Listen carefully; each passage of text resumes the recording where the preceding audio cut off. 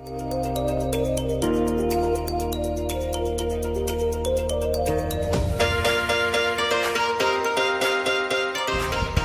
day everyone! Welcome to our Project Hagay Building the Temple Challenge update here in our site. So this is what's happening in Mapayapa Saturn sa ating pong building sa labas, and they are ongoing off-road construction elevation. And to give us update on what's happening and development sa loob po ng ating house, pasok po tayo. Here sa ating loob ng house, what's happening is that we are, ayan, nabawasan na po ang ating grill, window grill. Nakat na po natin yan. Nalagay na natin yung sink. And also, we are preparing for the gate entrance here on this side. And here's the setback side natin. Right side, we have already placed prepared for drainage. And yan, close up po natin ito lahat. At nakagawa na rin po tayong sanitary and water line sa ating toilet and bath. So, ayan po yun. And getting ready for our catch basin and drainage on this side. So, that's what's happening here. And also, nagkaroon po tayo ng downspout in that part. Also here, in this area, at doon po sa side na yan. So, yun po ang kaganapan dito sa side. On the other side of our setback, where we are using this as our temporary pantry, we have already installed our sink. So, ginagawa yung sink natin here and nilalagyan ng cement. And also, we have the sanitary and water line already here. At naka-ready na rin ang ating drainage, grease trap, and faucet for the location of the washing machine and also the sink and the stove. At dito naman po, inayos din yung ating downspout sa area na to. And also, we have opened the access door from here to the other side. So, ayan po yung access door natin. Nire-ready po natin yan para po tayo ay makapag-install ng ating door. So, ito po yung ating access door.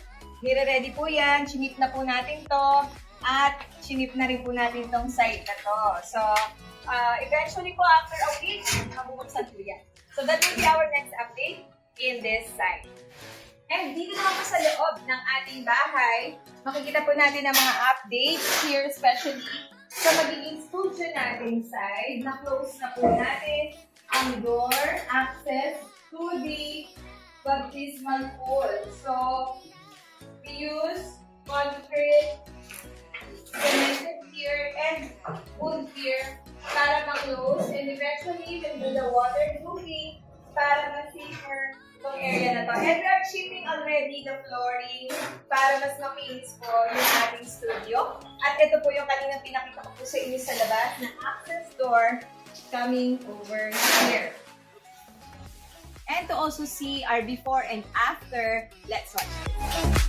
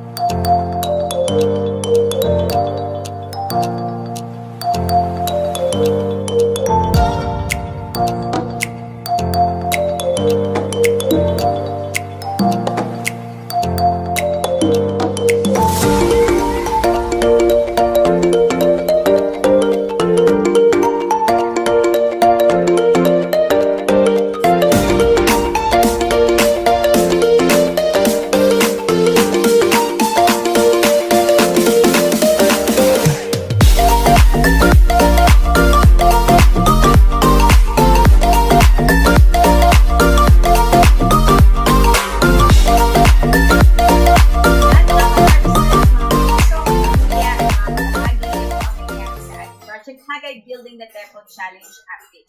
Maraming po tayong gagawin for God's glory, and alam kong excited po kayo to be part of this great history. How to give? There are 4 ways para po tayo maging kabahagi ng ating history. Number 1 is you can sponsor of food through cash or in kind, and materials in cash or in kind as well. And also in services like men at work, mga marunong mag-carpentry, mag-assist, magpukpok, lahat ng kalakasan ng lalaki, kailangan po natin yan. And also be committed in our pledge for our Project Hagay Building the Temple Challenge. So for more details and connections, just coordinate with Miss Grace Toto with her numbers flashed on your screen.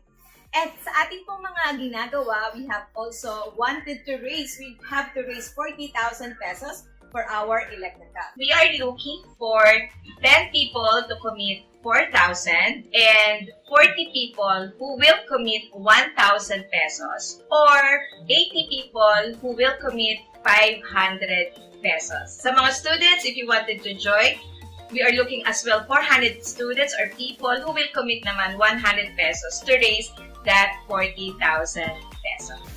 And 30,000 pesos still for our plumbing system. For our water supply and plumbing system, including the sanitary, we will be raising up 30,000 pesos. So we are looking for 6 people who will pledge to commit 5,000 and 30 people who will pledge to commit 1,000 pesos or 60 people who will commit 500 pesos para po sa ating water supply and sanitary system. Nakabili na po tayo ng ilan, but we still need some materials, a lot of materials.